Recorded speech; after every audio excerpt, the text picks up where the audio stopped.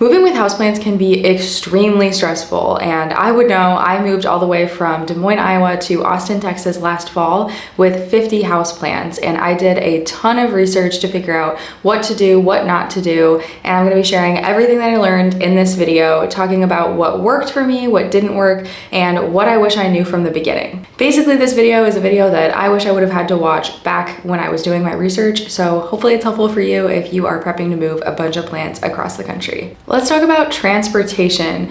Most moving companies will not move houseplants, unfortunately, and so you're pretty much left to do that on your own. And that means your options are pretty much drive them to their new destination or fly with them. And you absolutely can fly with plants. I've flown with cuttings before, but it kind of limits you in the amount that you are able to take. And so if you have a lot of houseplants, you're probably gonna end up driving them. And if you are driving with your houseplants, you are either going to end up probably putting them in a U-Haul or some sort of, normal vehicle like a sedan or an SUV. And while a U-Haul might sound really great because you can obviously fit a lot of things in a U-Haul, and maybe you're taking a U-Haul anyway with all of your other stuff, U-Hauls don't have any heating or air conditioning. And so depending on the outside temperatures, it could be really, really detrimental to the health of your plant. And when I was moving, the plan was to move in the summer to Texas when it's 100 degrees out, and so I was very nervous about renting a U-Haul, and we also had to drive down with our dogs, and it just seemed like it wouldn't work out. And so it worked out that we ended up going with an SUV. We rented an SUV and were able to put the seats down and put all of our delicate items that we didn't want the movers to take in the back, along with bins of my houseplants, and that worked out perfectly. But if you do go the route of getting a U-Haul and you're flying at a time when temperatures are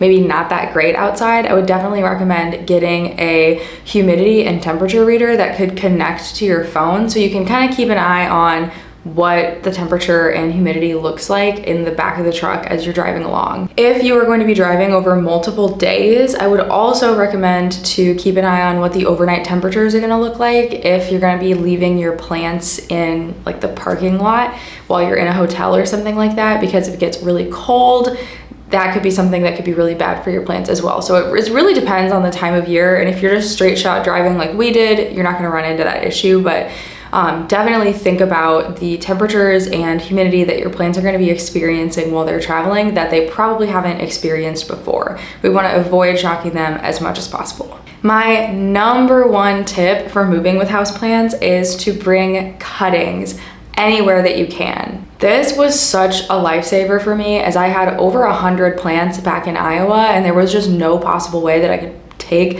100 plants in pots all the way to Texas. I would have had to have rented a bunch of SUVs and hired people to drive them or something. It just never ever would have made any sense.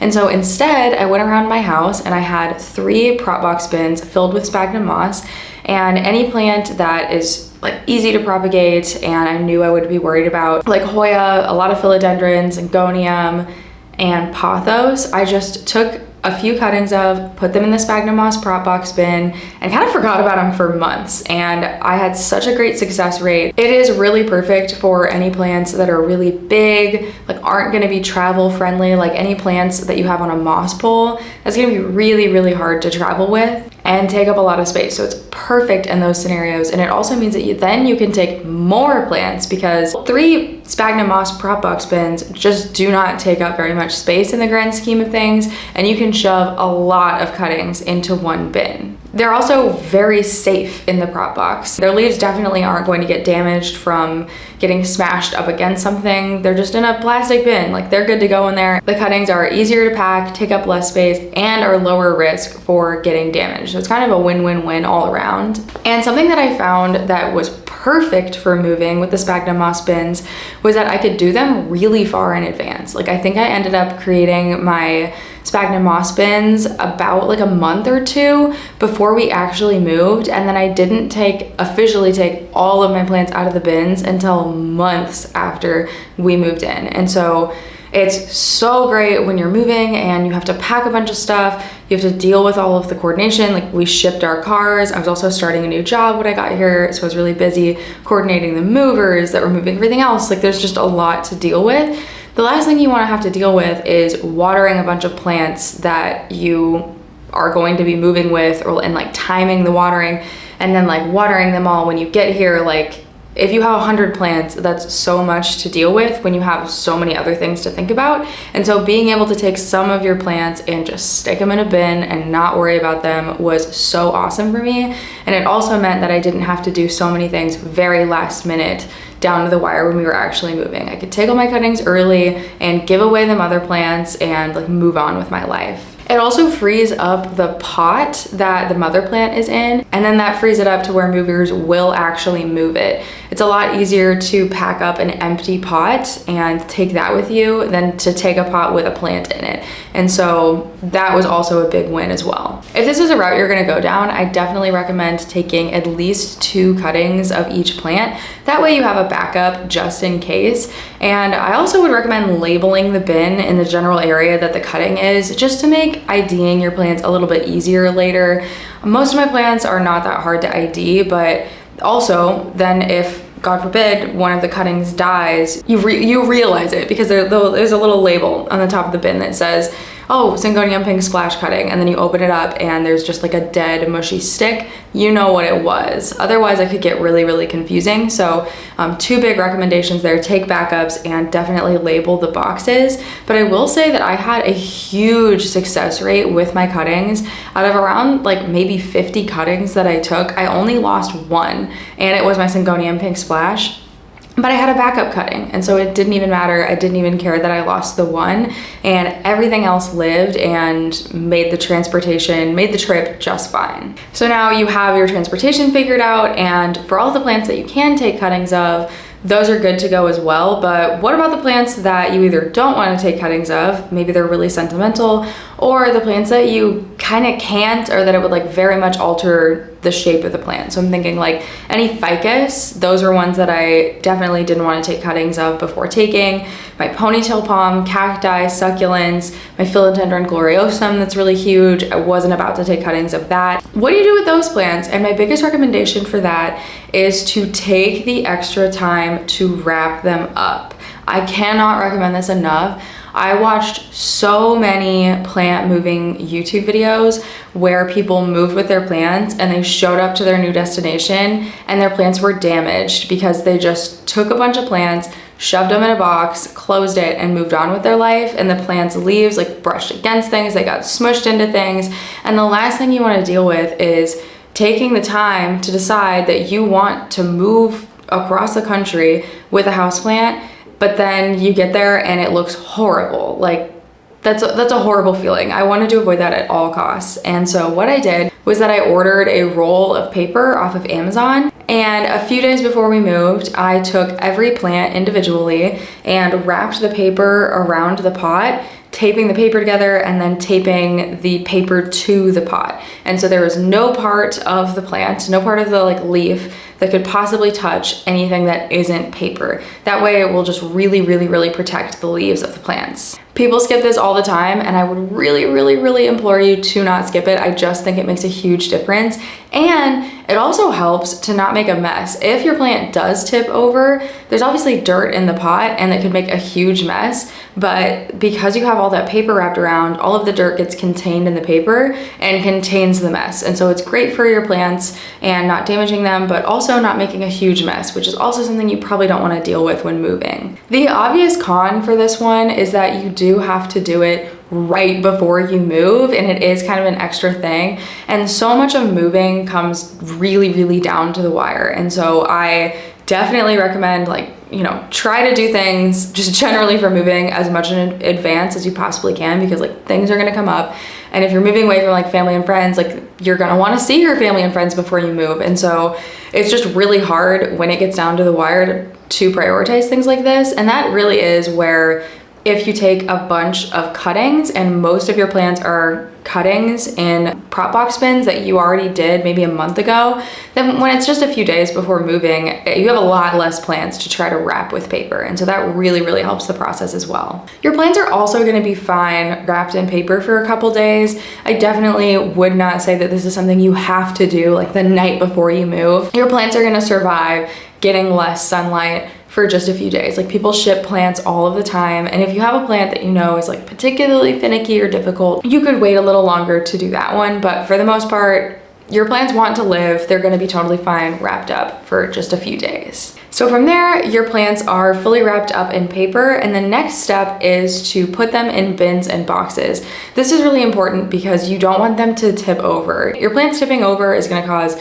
a mess from dirt. It could cause breakage from your pots and obviously damage to your leaves, and so we definitely want to avoid that. You can also go to local plant stores and ask them for any shipping supplies that they have from when they've received plants.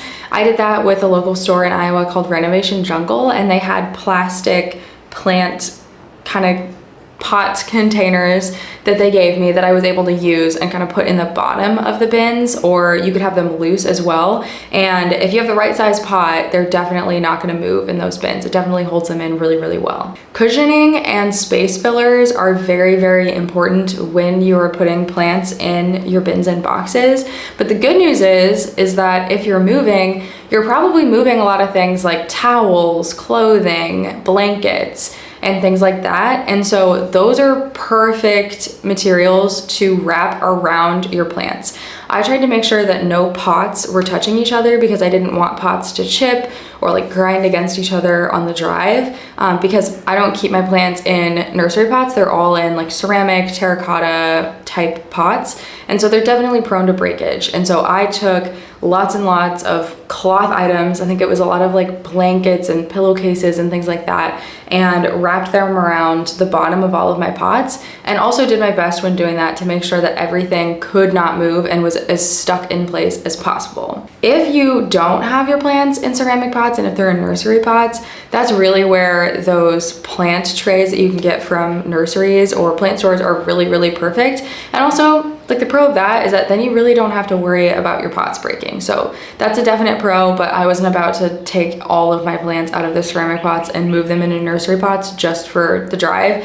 For me, it was a lot easier to just stick with my normal thing and use a lot of blankets and cushioning to make sure that stuff didn't get damaged. One other topic that's important to address if you are someone that uses a lot of ceramic pots like me, or honestly, even if you don't, even if this could be something that you worry about, is that if your plants don't have the drainage tray attached, I would really recommend wrapping up the drainage tray separately, like any saucer you have underneath.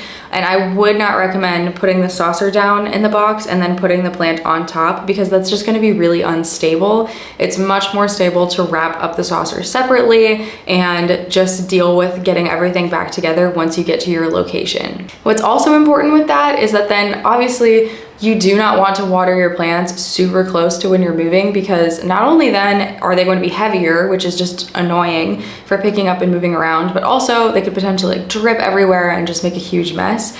And so I would recommend watering your plants a few days before you're planning on moving, maybe like shortly before you decide to wrap them. And then once you get to your new location, that's when you can decide if you need to water them all again. I watered mine like a week before moving and didn't water them again until like the day that I got to my new location. And that worked out for me with the type of plants that I have. But it really depends on the plants you have, how much they need water and things like that. But definitely do not water your plants the morning of you like wrapping up all of your plants to move, because you're absolutely going to be dripping water everywhere and it's going to be heavy, like much heavier than it needed to be, and it's just absolutely making the process harder than it needs to be. Once you arrive to your location, my recommendation would be to at least take the lids off of the bins and open up the boxes to let your plants air out just a little bit. You're obviously going to have a lot of other things that are very important, especially if you're someone who has pets or kids that you need to take care of and get them settled in and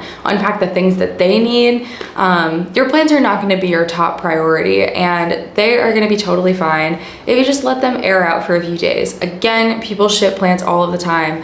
Your plants don't need to be your top priority when you get somewhere, and it's totally fine to, over the course of a few days, slowly unwrap each one, take them out, and water them as needed. They're going to be okay, but it is something that you do probably want to get on within probably a few days at most. I have watched some YouTube videos where people take too long and then their plants don't make it, and that's again, like just something that's really sad. If you're gonna take the effort to take your plants all the way across the country, obviously you want them to live. So just within a few days, get them all out, get them all watered, and then they'll be good for another week or so while you continue unpacking and settling into your new place. So those are all my tips for moving with houseplants. Moving is so stressful. It's one of the most stressful things you can do, but taking your houseplants doesn't have to be, and I really, really hope this video helps. I'm also gonna link my moving playlist down below, and this has videos of me taking cuttings for prop boxes and actually a vlog of moving across the country and like getting my plants into the SUV and taking them out and things like that. So if you wanna see any more, that playlist will be a great place to start. And if you have any other questions on how to move for houseplants or other considerations, please comment below and I'll do my best to respond and give you whatever advice that I might have. And if you are moving, I wish you the best of luck in moving, and I hope wherever you're going feels like home as soon as possible and is just a great location for you. I can't wait to see you in the next one. Bye!